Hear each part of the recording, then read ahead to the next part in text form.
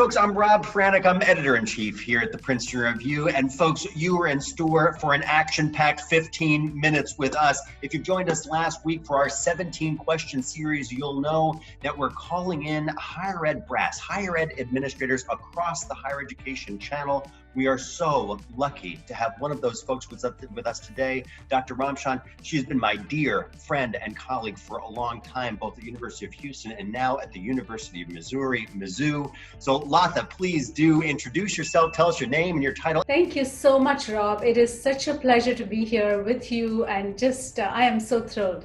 Name is Latha Ramchand, and my title is Provost and Executive Vice Chancellor for Academic Affairs on this absolutely gorgeous campus that we call Mizzou. Since we've known each other for a long time, but how long have you worked in higher education? It will be 27 years this year. How about your college major? Economics was my major in college. On any regular year, you were incredibly busy, but given a global pandemic, I could imagine you have had your plate full. Absolutely, absolutely. It was just amazing, Rob, because if I think back, in less than 3 days, we transitioned about 7,500 courses. Actually, it's a little over 7,500 courses. In 3 days, completely went online. And we did that over a weekend.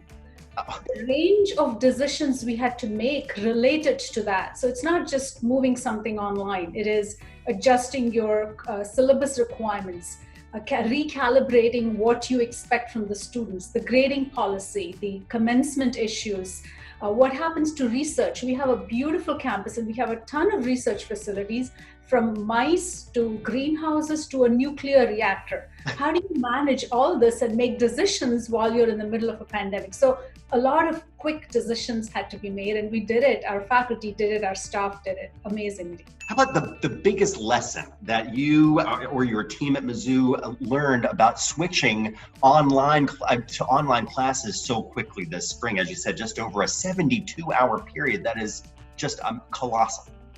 Yeah, and it's interesting. What we learned, or what I learned really through this phase, was that when you're making these tectonic shifts, as you described it so well, huge, big adjustments, the key really is to give everyone, whether it's students, whether it's staff, it's faculty, just give them the latitude to do what they need to do in order to adjust. You have the goal, and just allow everyone the grace to adjust towards that goal. And the best thing is, when we're all aligned on the goal and we say we need to get this done in 72 hours, people actually rise up to the occasion, they adjust. And the amazing thing is we all learn from these adjustments. So my biggest takeaway has been that, this path to a new normal may have been extremely non-linear. It was like very jumpy. Right. And we needed to allow ourselves the grace to learn as we go. But at Mizzou now, we have this added confidence that we can handle pretty much anything that comes our way. When it comes to innovation, we're dealing with this on our own online classes, which we've been teaching for 20 years at the Princeton Review as well. But are there things that you've learned are better online than in the traditional mode, face-to-face learning, as you've done in the past? Yeah, that's a great question. So this is not new, but the fact that we've embraced this so widely, I think, is an innovation in that we're learning that there are elements to both, right? It's not really a binary choice. It cannot be online versus face-to-face. I mean, there are classes that are going to be offered in those modalities, but the learning that we are getting out of this experience tells us that we can take elements of each modality and transport it into the other modality. Even if your classes are fully face-to-face, being online has taught us that we can have recorded lectures if someone misses a class, or just voice over anything you share with the students. Almost instantaneous feedback is possible through this modality. And it's easy for us to manage, to absorb. The frequency of communications has really gone up, which benefits the learner tremendously. And what we're learning is something that I think higher ed has been sort of going towards, which is knowledge or content that we deliver, as you know, Rob, has not changed very much. The laws of physics, the laws of economics, some changes, but not a whole lot. But what's changed is our ability to understand that you and I may be very different learners. I might be better off learning, sitting in a class, listening to someone speak. Right. Someone else, you could, so the modality is customized to the learner's experience. And we've learned that we can take parts of that and include it in our face-to-face classes. The face-to-face aspects can be done online. We have labs now online that were unimaginable maybe 6 months ago. So we're learning a lot through this experience. One of the questions that continues to come up, Latha, for our students is, the idea of building community in a socially distant manner. Your guidance from new Mizzou students or even returning Mizzou students, how do you build that community, have it be real and substantive, but still in a socially distant way? Yeah, no, all our classrooms have been reconfigured so that, the word social distancing bothers me a little bit. I call it physical distancing, but socially integrated, right? Okay. Oh, yeah. We almost need each other more now than we've ever needed each other. And so while we're physically distanced, the necessity to have those communications has just grown tremendously. And what we've learned is that we can actually do that in a better, meaningful way now. I always say this, that students communicate in so many different ways. We're learning from the students. So encouraging them to meet, whether it's online, face-to-face, just respect the physical distancing norms. Be sure to wear a face covering, like me. Yeah. And always respect that, but be sure that you communicate with each other. Honestly, for faculty, what I find is that the frequency of our meetings has gone up, but also participation, right? We have double-digit, triple-digit number of faculty now attending meetings, which they never did in the past. The other thing that I find is when you're seated in a room and you have, say, 20 people in a room, it's hard for me to look at every one of them. On a Zoom screen, I can look at the face and I can look at expressions of everyone at the same time. So in some ways, while Zoom is exhausting, I think it provides some meaningful interactions that we never thought was possible.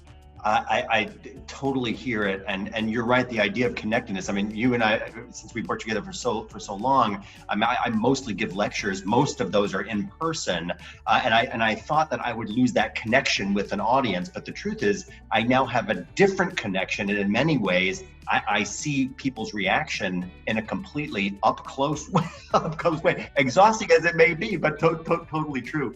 In fact, if I may just add to that, I almost like this idea of an open door policy. I mean, I have a Zoom room link that I can tag to my email that is open 24 hours. Oh. So anyone wanting to come in, they just knock on the door and I have to admit them, and they can just come in and pop in if I'm available, right? So it's really gained a new meaning of open door policies.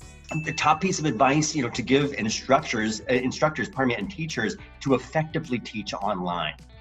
Right, and that's a great question. Again, my advice would be, we've all learned through this, and we need to recalibrate our expectations. We need to rethink the way we assign grades. But if we're open to those kinds of changes, realizing that things may not work out like they did when you did a fully face-to-face class, things are going to go a little awry every now and then, but that's fine if we give each other some grace and we communicate that at the beginning of the class to the students and say, this could happen, and when this happens, I want you to watch out for this. What are some of the things that could happen that you didn't anticipate before COVID? If we can sort of build that into the syllabus and the curriculum, and allow ourselves some grace, I really believe we can be much better prepared for this next semester.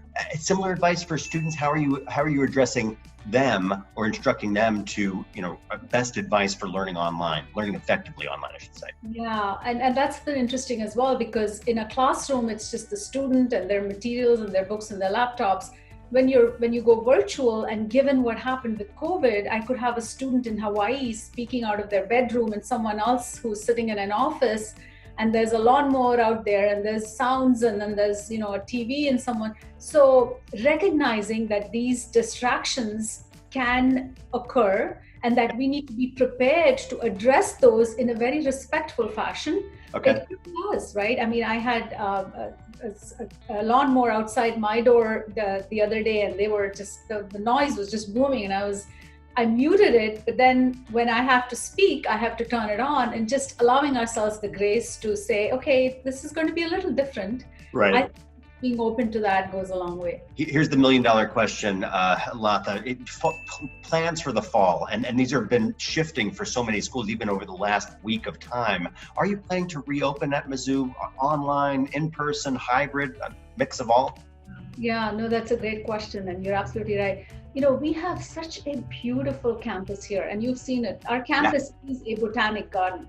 So, and given what happened, there's an urgency to come back. We just want to reconnect. We want to see each other. So what we've done is over the last 4 months, we've had about 8 different teams working on every aspect, every detailed aspect of our operations. Okay. The classroom experience, the research experience, the athletic experience, what's going to happen in the hospitals. The hospitals are part of the university. So we will have a mixture of fully online, fully face-to-face, and blended courses.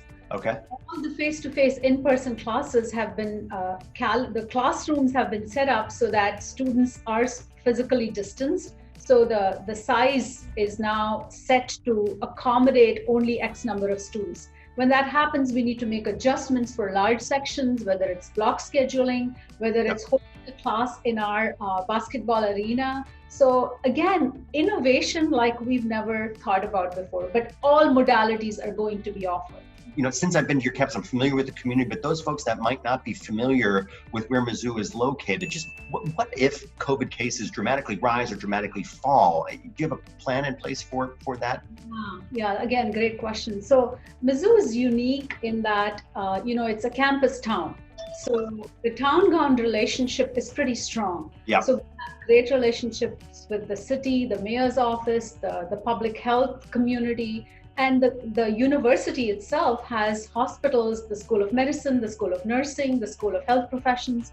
So we are looking and monitoring so many different variables that will alert us about, have the number of cases gone up or down? But it's not just that, right? It's the number of cases relative to the number of beds, relative to the number of testing kits, relative to what's happening out there in the community, and relative to what it was last week, both here in Columbia, in Missouri, and in the nation. So a whole lot of variables are being tracked on a daily basis so that we are well prepared. Well, how do you think the COVID-19 pandemic is changing the way that students search for their ideal colleges? Guidance that you would give for students just searching for their ideal college in this COVID time? And you and I have talked about this before, Rob, which is it's a question of fit, right? It's not so much just the college value and the college brand, but it is how does what I'm looking for, how can I customize this experience so that I benefit from it? So I would encourage students to think about value in terms of, is that something that you want? What are some of the things you want? And it may be institution X versus Y, but don't go just by what you see. Go try to explore specific details on the programs, but also on the extracurricular opportunities, which can happen even in this environment, right? So a lot of our experiential learning opportunities have now gone online, and we're doing that very well as well. So your admission team, are they changing the way they evaluate applications? So many schools are going test optional over the last few months of time. Mizzou's on evaluations. Right. So this year, given the challenges with testing, we are temporarily allowing tests to be optional. And the idea is that we will look at the data from this year and then see what the data informs us, and then go with that in order to make changes for the following year based on what we see in the data. So again, the key that informs every aspect of our decision making is be flexible, look at the data, and the data is changing. So look at that and be flexible in decision making. Yeah, I met so many wonderful Mizzou students when I was there on campus. But is there one characteristic that you love to see in an applicant considering applying to Mizzou? We are a land grant institution, and really what that means is that we exist to serve the community. So I like to think that engagement with the community, our research, our instruction, everything we do has to have at the end of the value chain someone in the community that benefits from that. And so if you are a student interested in that and you want to be more engaged and involved in giving back, whether it's a charity, whether it's volunteering working with animals, it's a big deal here, whether it's working with plants. If that's who you are, I really think Mizzou is absolutely the right place for you. Is there one thing that's unique to Mizzou that you'd love for prospective students to know or prospective applicants to know about?